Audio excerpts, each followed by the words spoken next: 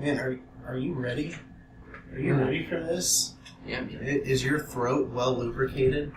Because mine isn't. With semen, yeah.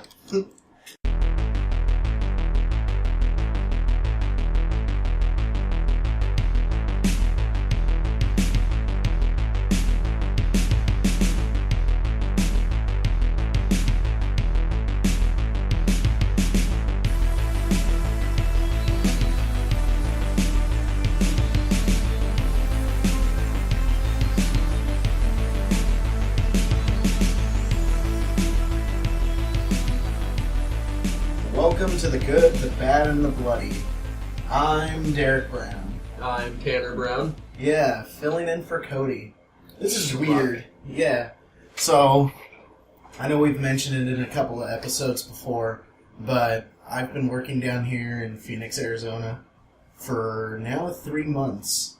That long? Yeah, it's been 3 months working down here at the time of recording this.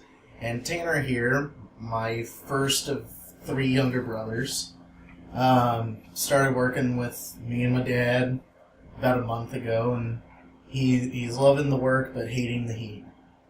Wouldn't you agree, Tanner? That's actually about accurate. Yeah. And also hating that we're away from the family, but, you know. Losing my thumb was a little more dramatic, but yeah. Yeah, about lost his thumb the other day.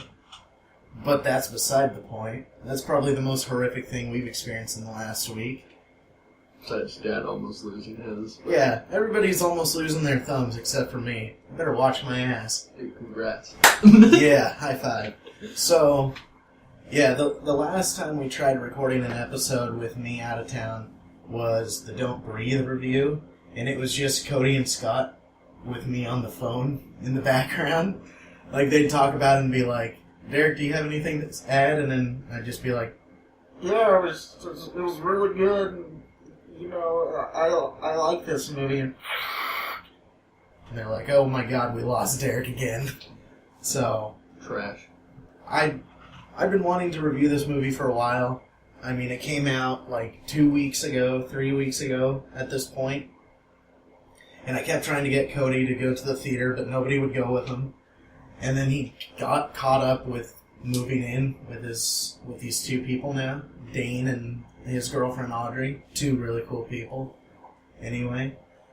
So it could be worse, but, like, I kept telling him every weekend, like, please watch this movie so we can review this. I'm going to be in town this weekend, please. Yeah, and then Cody turns out to be a giant procrastinator where he's just like, you know what, man, I'm going to get back to that later. I know, we're both very lazy people. It So happens. I had to up my game, which is not good.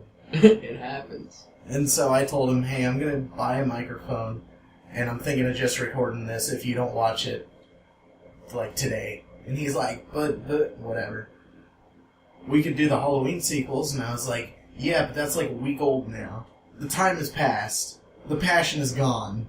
I will quickly add, though, watching those 2 sequels, Tanner, I've realized Rob Zombie's Halloween 2 is not as bad as I once screamed about when it first came out. And that was only because, you know, that's the first Michael Myers movie with him actually dying. You know, like, he could take a shotgun blast, he could be stabbed in the face, he could fall off a balcony and live. You know, and then just gets grinded up, and that's the end. Yeah, it was really crazy. But the original Halloween 2, he was supposed to die in it, too. They were supposed to end Michael's story with that. But more on that in that actual review. So anyway, we're here to review Ouija Origin of Evil, which, again, came out like 2 or 3 weeks ago at the time of this recording. So, it might be a little hazy, so we have pulled up a cheat sheet, which is the Wikipedia page. So, buckle up, kids, because it's about to get rough. You know, like falling into a pool with a pocket full of LSD. Or whatever it was. Yeah. Oh no, I just fell into the pool with some frickin' 40 tabs of LSD. Buckle up, kids. Yeah, that was the best. We didn't actually do that. That family was terrified. Yeah. Yeah, his friend Forrest exclaimed that after getting pushed in a pool. I'd be pretty terrified, too. So good. So, here's a question, Tanner. Have you seen the original Ouija? No, and that's only because, I sit there and I listen to actual, some critics who were like, this movie's trash. Some actual critics and not me. You being one of them, actually. Oh, shit. You're the actual person who I actually take the final word on. Like, if you sit there and you're like, dude, this movie's trash, I'm like, yeah, I'm not going to go see that. Nah. But no, since you were like, yeah, the first Ouija's, I'm like, no. I even put up a review at the time, because that was 2 years ago, 2014, when that movie came out. And I was doing a thing on Facebook where every day in October, I put up a review of a movie.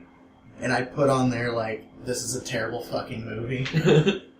And the biggest disappointment in it all was that they had that woman from Insidious, Lynn Shay, Elise. She's actually a pretty good actor. Yeah, she's in it. And as soon as I saw her pop up in the movie, I was like, why, movie? You're breaking my heart at this point. Like, you were busting my balls, but now you're just breaking my heart. You have a good actress in this, and now the movie's trash. Yeah, the movie was trash, but now your one slimmer of hope, like, hey, she might elevate this movie. No, it made it even worse. That's like putting the same person from The Human Centipede in the second one. That's a weird continuity. Each one proclaims that the last one was a movie. Yeah. Like in the third movie, and I'm sure we've talked about this, me and Cody, but like in the third movie, both Human Centipede 1 and 2 are declared to be movies, and even the director of all three movies, Tom Six, shows up in the third one to be like, because the third one is a sheriff or a warden wanting to turn all of his prisoners into a giant human centipede for punishment's sake, to rehabilitate you, which is stupid, but like, they go, you know what? We need an expert on this. Well, who would be an expert on this? Tom Six. He created the first two movies. So then he comes into the movie as a cameo, and he's like, we're really happy to have you here, Tom Six, because you're such a genius. You being the Tom Six, who made such the amazing movies, Human Centipede 1 and 2. I mean, Tom Six, we really love you, Tom Six. Please help us, Tom Six. 21. Yeah. Oh, it was terrible. But the only thing that I don't get, is exactly that, on why they make a movie. Within a movie. It's like watching SpongeBob when they have water underwater, and you're sitting there just going like, you know what, man? It's a kid's show. I get it. But hey, Squidward, I got the tub all warm for you. It's like, what? There's a lot of stuff. Water under there? Jesus. There's people that catch on fire at a Bikini Bottom, Tanner. The realism is out there. To eat people's lollipops. Yeah. They burnt my shake. My sandwich is a fried food. So, anyway, yeah. The original Ouija is trash. Like, I'll pull up right now the critical response for it. It's sitting at a rating of 7%. That is absolutely terrible. And what happened to the other 93? Does that just get spit on or something? Yeah. Rotten Tomatoes says it has a 7%. Based on reviews from 76 critics. With an average score of 3.3 out of 10. If Rotten Tomatoes says that they have a 7% rate, does that mean that the other 93 are all ripe tomatoes? Yeah. So, like, if this movie had a 93%, it'd be one ripe tomato. 93% of that tomato is edible. Oh, jeez. So, in this case, in the original Ouija movie, 7% means basically that little green bit at the top of the tomato is the only edible bit. Oh, which you wouldn't eat anyway. No, if anything, that's just like... Maybe like 2 seeds. That's a vegetarian's dream right there. Yeah, because like they could sit there and at least have enough of the tomato to debate, like, is this a vegetable or a fruit? I don't care either way, because I don't eat tomatoes. It's a fair fact. So when the trailer for this movie came out, Origin of Evil, I was like, oh god, I knew they were going to make a sequel. I didn't want it to be true, but I knew it was going to happen. And then all of a sudden, the trailer comes up, and it's this 1970s kind of vibe of a movie, or 60s, and I was like, what the hell is this? And then the Ouija board shows up, and I went, oh no. Oh no! The only thing that got me in the trailer, besides, because I'm like, alright, it's another Ouija movie. Great. Fantastic. Whatever. But when it zooms up on the little girl's face going like, you want to know what it feels like to be strangled? I'm like, I'm listening. I'm completely in right now. Yeah, that made me go, you know what? This could go either way. But then I was like, oh no, if it's made by the same people, this is going to be absolute a garbage fire. There was one thing that was going through my mind right there, and it was just like, man, you could actually make that into like some very weird Ouija porno. Where it's like, you want to know what it feels like to be strangled? And then the demon comes out and starts choking you, and you're just like, these nuts, got him. Yeah, perfect. Right there. That's the money shot. Ends with like a mad facial. Or something. Oh, Cody. Poor guy. He's like trying to message me over here. I don't even care. So. Ruthless. Surprising absolutely everybody, this movie is really good. It actually got me to jump on one part, and I don't remember which part that was, but I was just like, I was not actually expecting that. Yeah. And I think it was when, the dude gets thrown over the balcony, or whatever. Actually, I don't even think that was it. That might have been Halloween. I'm lying right now. I'm going to hell for lying. Yes, you are. Oh, jeez. I'm just going to show up at Satan's gate, and he's going to be like, well, I would have gotten you on all the other shit. Turns out you're here for lying. I'm like, perfect. Yeah. Nice, got me. I'm here now, dude. I'm here to take over your throne or something. You poor bastard. So, it's not a scooter, it's a sailboat. You dumb bastard. So, what really made me have any kind of sliver of hope for this movie was that I found out it was being directed by Mike Flanagan, and I know you don't know who that is, but he did that movie Oculus. Did you ever see that? Oculus was actually really good. You saw that? It has that same little girl from it, the older sister. Really? She turns out to be that hot redhead later on when they get older. Well, no, I'm probably going to have to go watch that, but... Yeah. How old was she when she filmed that? Because I don't want to feel dirty afterwards. Well, she plays a younger version of that girl. Jeez, Rick. Like, the actress is 17 right now, but like in Oculus it was Karen Gillan. And I'll show you who that is. This really cute redhead. So anyway, if you've watched the original Ouija, which you shouldn't, I'll tell you right now, if you haven't and you're thinking, maybe I should watch that movie before we go see the prequel, don't fucking do that. Okay? That's a waste of money. Yeah, it's a waste of your time, because basically this movie could operate as its own thing. And don't even go and get it on Redbox. Don't even go and see it on Netflix. Don't even watch it on Hulu. If you find a friend that has a copy that you could borrow... Smash it with a hockey stick. Yeah, and... Just take it off their hands. And unfriend that woman. Or man, or Did whoever. you just assume their gender? Oh man, I'm going to hell for that. Oh, jeez. It's 2016, we don't assume genders. That was bad. I apologize.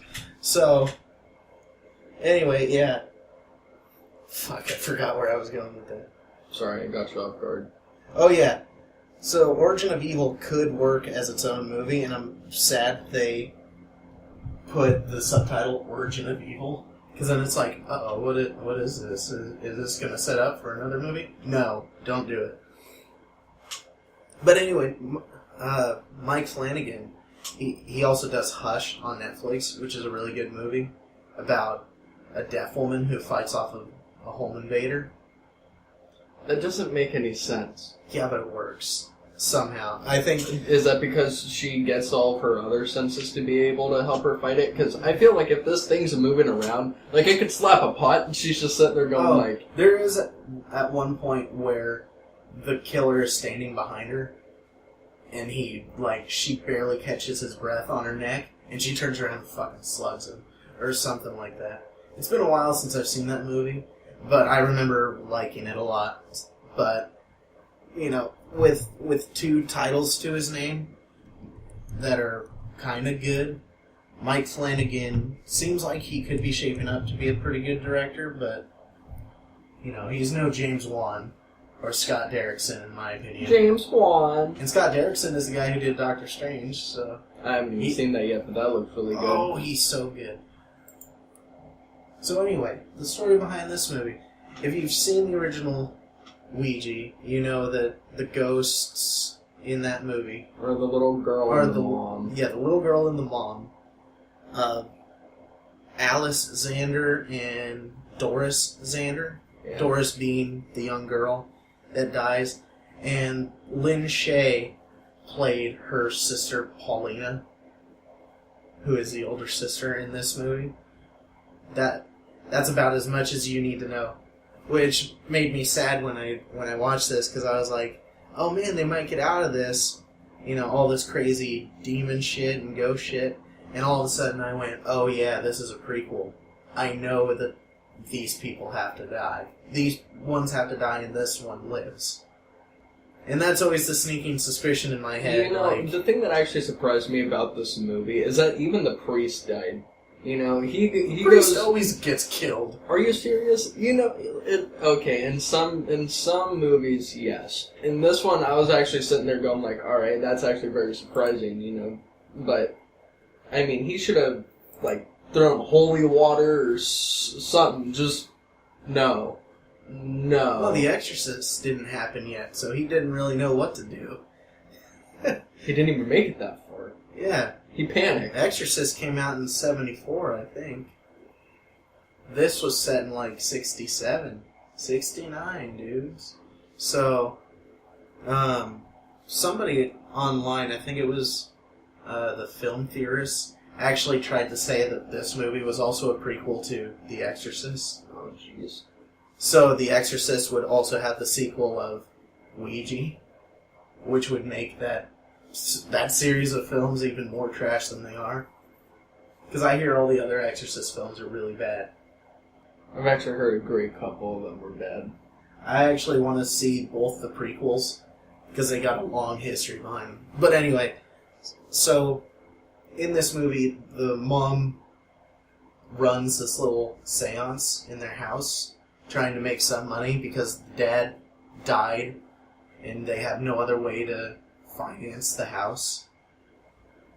And one of the things that she brings in to spice up this seance is a Ouija board, which is where you go, oh shit, red flag, I know where this is going. If you've seen any scary movies, basically.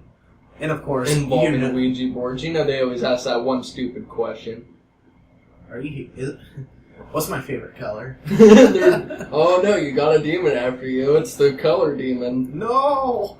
50 Shades of Terror. Oh jeez, Rick. And I'm not talking about gray. Oh, snaps. So,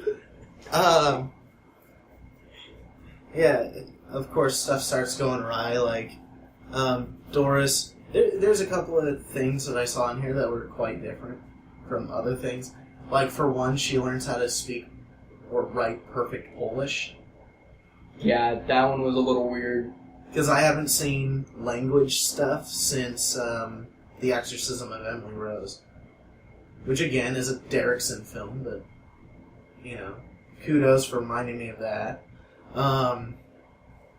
And she gets the milky white eyes. Usually, in most of these movies, you get, the pitch black eyes. The super dilated ones. But in this one, you get those milky white exorcist eyes. Marcus is a weird dude. And she does the spider walk from The Exorcist, which was really cool.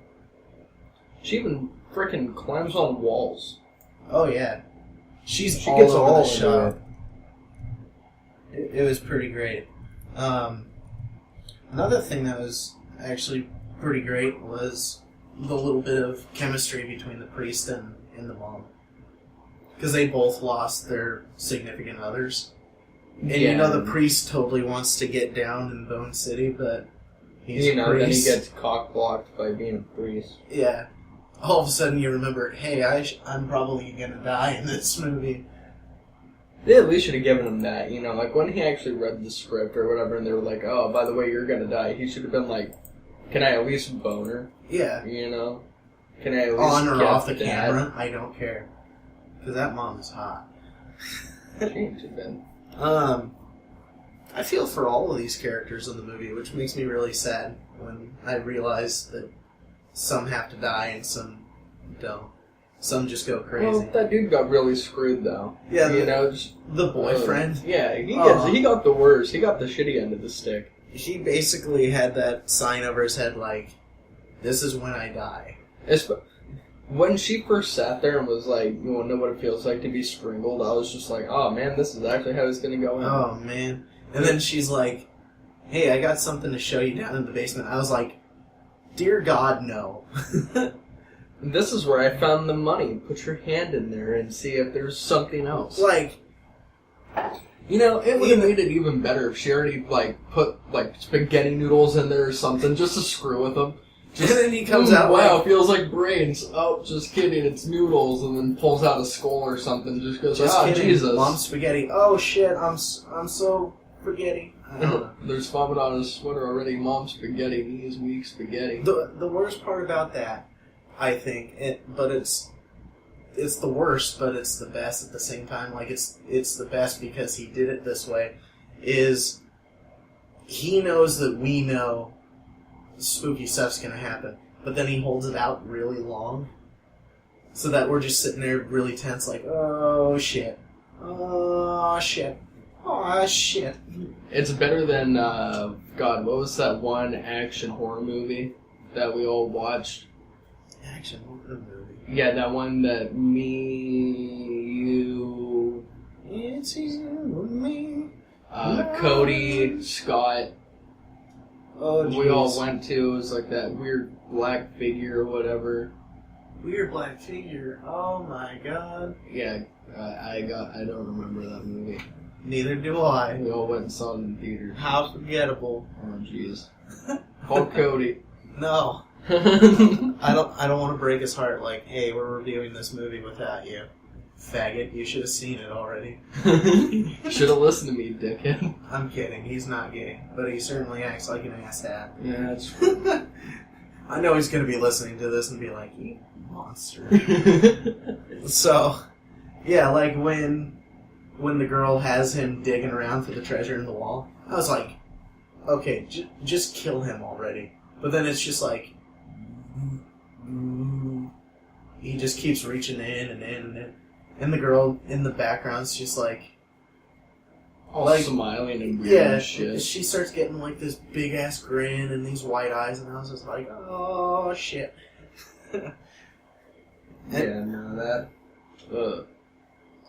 And one of the things right at the end of this movie, I feel like we barely talked about it, but, one of the cool things at the end is when the sister goes all crazy in the insane asylum. Right, and then it has Doris right behind the dude. Well, that, but like, the one thing I liked that I almost didn't pick up was when she's sitting there talking to the doctor, and she starts talking in the same delivery of speech that Lynn Shay, who played her in the first Ouija, does. When she's like, when they're like, we were talking about your family, and she's just like, huh? Oh, of course. And you're not going to notice it if you don't know how she talks and whatever, but I picked it up and I was like, oh my god, this is kind of cool. And another thing that's kind of cool, like I'll show you again on here, are these things called cigarette burns on the film. And I don't know if you noticed it, but did you ever, while we were watching this, notice like little white circles up in the corner? Yeah, I was wondering what was going on. They explained it in Fight Club, where that was Derrick, how... We don't talk about Fight Club. Oh, that's right. Damn it. I'll need to delete that later. But, so what it is when they used to have reels on, film reels, that would be the indicator for the editor to switch over to the next reel. Huh. It'd be their indicator like, okay, marker, next reel. So then they would have to splice it together right there. And so you'd get a little blip of like a during the film, and you'd see the thing move around. That's nuts. Yeah, so it completely brought the whole feel of the 60s, 70s together. It was I thought that was a nipple. I was going to be like, ooh, that's a nipple. like that kind of thing. Oh, yeah, no, I saw those up in the corners. Yeah, they even had the Universal, the old school Universal logo when it first popped in. That was really neat. But anyway, best scene, worst scene. Best scene, worst scene. That's hard. And Actually, easy peasy. I picked this one out already. best scene? First of all, worst part of it. Okay. Explaining that the dad died by a drunk driver. Oh, but that's like a personal thing on your part. I know, but that's still stupid. Yeah. You know? But... Yeah, their dad gets killed by a drunk driver. And as soon as this came up, I looked over at Tanner because I knew. I was like, oh, jeez. And without going into very big details, just a friend of his passed away that same way. So, as soon as they said that, I looked over at him like, don't you cry. No, I was going to flip out. I wasn't going to break down. I was going to be like, alright, somebody's getting punched. Don't you quit on me, soldier. Survive. Anyways, best scene. Boyfriend getting thrown over the balcony by a rope right in front of his girl. Oh, inside the house. Oh, yeah. That was glorious. That's was why perfect. I didn't remember it. You Because know, I was thinking of balcony outside. No, like, you know, she was looking for him, and then all of a sudden, and I'm like, oh, there he is. Yeah. Whoop, there it is. Found him. There's Waldo, hanging by a thread. Yeah, it almost came off a little corny, but at the same time, It was just perfect enough. Yeah. Where is he? Think. Oh, jeez. I knew he was well hung, but still. And they was right. And they was right. Okay, so my worst scene, I guess, would be this. It would be, oh gosh, what would it be? It's hard, man. That is hard. I don't really have a worst scene, actually. Nothing really stuck out like, this is kind of bad, or anything. So I guess I'll just copy yours. Because that is kind of screwed up. And whatever. Or actually, no, I think the worst scene... Well, no, I actually don't have a worst scene. Never mind. It was a pretty solid movie. I was going to say when that mom actually decided to be a parent and crush their party. Yeah. Party pooper. You wouldn't just let us drink coffee, huh? You wouldn't let us touch a Ouija board, huh? You had to go and call my mom, huh? Touch me late at night, huh? Wait a second. Only my uncle does that and gets away with it. Yeah. Damn right. I mean, really. No, so, my best scene, a very close second, is when they're playing with the Ouija board in the beginning, and then the palette, or whatever they call it, palette, moves over to, is there someone with us? And it says yes. And that one friend of theirs is just like, oh my god. Like, that was so funny to me because I have friends that used to freak out like that. So then it was like, let's ask it a question. And then it started moving, and all of a sudden, the girl, again, would just be like, oh my god. Just, it was funny, but it kept building tension. You know, the one thing that frickin' this movie reminded me of was the Whitest Kid You Know Ouija board. Oh no, I'll have to watch that after this. Oh, it's so perfect. You'll have to see it. It's actually, I would probably say it's better than the first Ouija. Downright. Because, you know... Watching a Ouija board burn is better than watching the original movie. Or the first movie, I mean. Even the Ouija board getting... You should have seen it, dude. I'll watch it. But my actual best scene is when the priest is asking he's asking Doris those questions because she's claiming to have the priest speak to his wife. And so he's asking her all these questions, and she answers them just very accordingly, like, what was the last thing I said to you? Or that you said to me? And it was just like, this emotional kind of stuff. But then he was like, okay, can I see you upstairs? And he takes the mom and the older sister upstairs. And then he turns around and he goes, those weren't the actual answers. And they're like, what? And he's but like, she was so sure. About it hard enough. Yeah, he was like, I was thinking about it, in my mind's eye. Like Scott Pilgrim. Or something.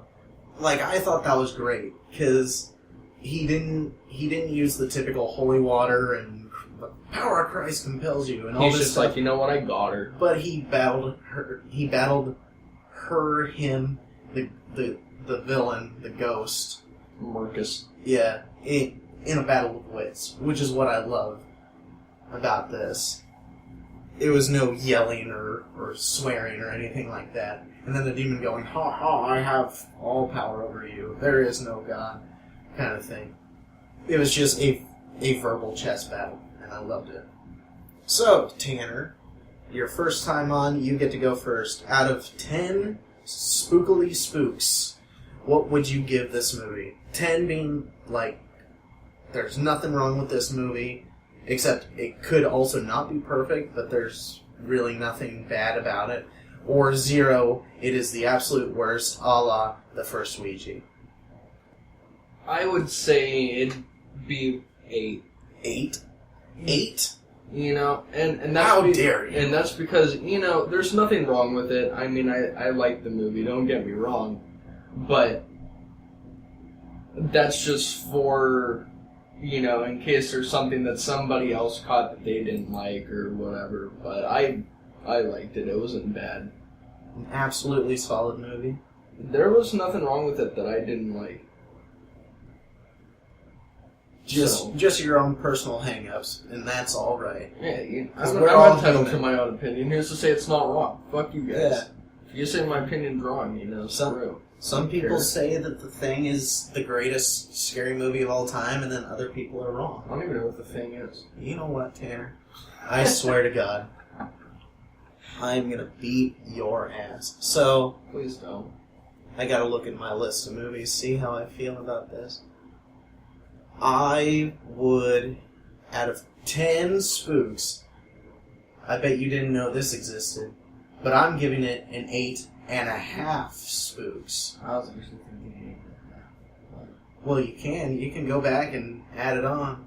No, that's fine. Okay, well, 8.5 spooks from me, because I can't quite give it a 9, because I didn't like it as much as 10 Cloverfield Lane, but this is a really good movie. Basically, my own flaws with it are the hang-ups I have about prequels in horror films, is that I know certain stuff has to go down.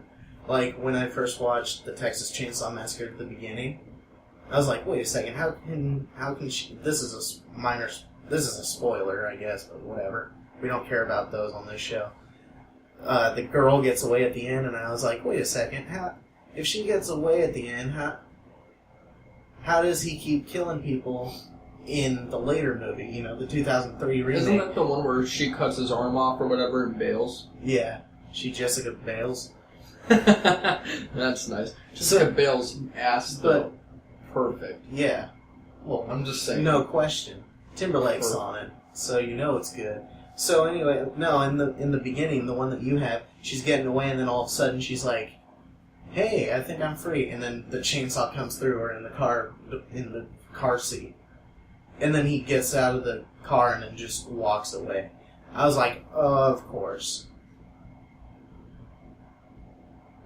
Actually, the thing I loved about that movie, though, is when they're sitting there, and you're like, why don't you take the truck?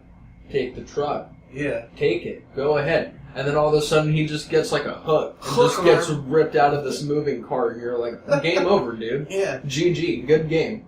You played a good round. Good game, fuck boy. So, yeah, that's in a nutshell Ouija, Origin of Evil. I recommend this film highly. If you hate Ouija boards, it's just a good laugh. Yeah, we're two people that won't touch a Ouija board. Ever. It's been etched into our brains by... I've even stomped on one in Target. Oh, then you've touched one. Oh, jeez, Rick. I don't have those shoes anymore. So yeah, it's been etched into our brains since we were just old enough to walk. Well, actually, on a technicality, I didn't, because there's cardboard in the way. Oh, my lord, dude. So yeah, we have the idea not to touch Ouija or play with Ouija boards. We'll say that. And don't ever play them with stupid people. You know? Just like those guys who are just like, what's death like? Yeah, no, as soon as you hear what is, just about take your hands off the Ouija board, and if a demon comes out, just look at them and just go, I didn't touch it. What's a Nubian? Yeah, right? So... I ain't no rookie. Yeah. Rookie mistake, Paul. You got haunted, Paul. Mama didn't raise no fool. Daddy didn't raise me at all. Like, yeah. Oh, jeez.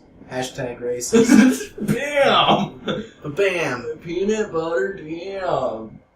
Oh, jeez. Bam! So anyway, Tanner, thanks for filling in on Cody. Yeah, thanks for frickin' procrastinating, Cody. Yeah, everybody did a great job, except for Cody. Hey, he tried to be in this. He's been texting me the whole time. He at least gets a little baby shout out. Okay. I love you, man. You're my best friend. You're my boy Blue. Yeah. He needs blue hair. Anyway, hey, so I'll go ahead and make fun. There's a good chance we might do another one of these episodes, me and you.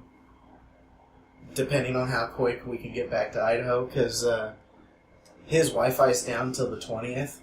It doesn't get installed until then in his new apartment, and we'd have to record it here, or he'd have to go to his parents' house, or wait a whole nother till next time to record it in person. So who knows what we're gonna review? Well, if we actually do one of those, I'd probably rather record it that night or that day, so then I'm actually fresh on it instead of trying to recall, like, what the hell even happened in this movie? Because my mind disappears, like, after 5 minutes, Like, I can't recall just about anything right now. Do you recall how long ago? Like, I'm going to hear this again, and I'm going to be like, oh, I said that? Baller. Baller. Shot caller. 20-inch blades on an Impaler. Yeah. Well... just stay tuned until next time, whether you like it or not. Alright. Any last words, Stan? I don't got nothing. Good enough. So, now there's just going to be this long-ass pause in there, just to make it all dramatic. You don't know the power of the editing side. I know the power of the editing side, but we're going to leave that long pause just for dramatic effect. Fine.